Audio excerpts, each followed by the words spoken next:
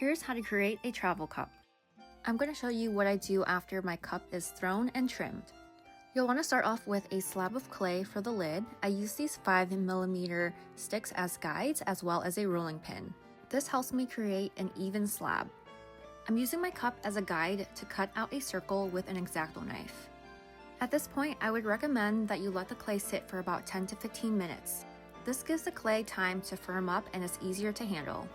I have different tools and stencils to help me make the lid, but I'm just going to use this cutter tool. I'm using this as a guide rather than a cutter tool.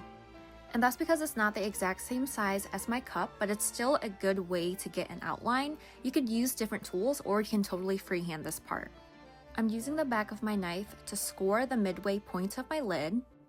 I'm using my cutter tool to cut open a hole for my lid, but of course you could always freehand this as well or use different things as stencils.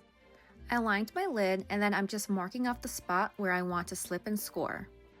Then you can make sure to score well and then you can use slip or magic water to attach the lid. I make sure that it is aligned properly before I add pressure to attach the lid.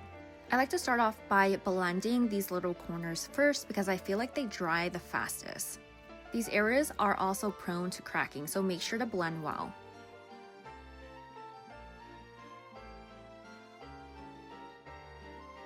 I also like to roll out thin little coils and blend this into my cup to make sure everything is attached well.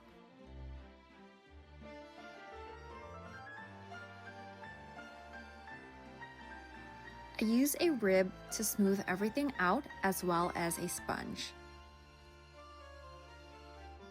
You can use a paintbrush to smooth out smaller areas.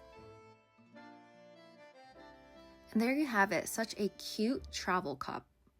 To avoid cracking, you'll want to cover with plastic to let it dry slowly.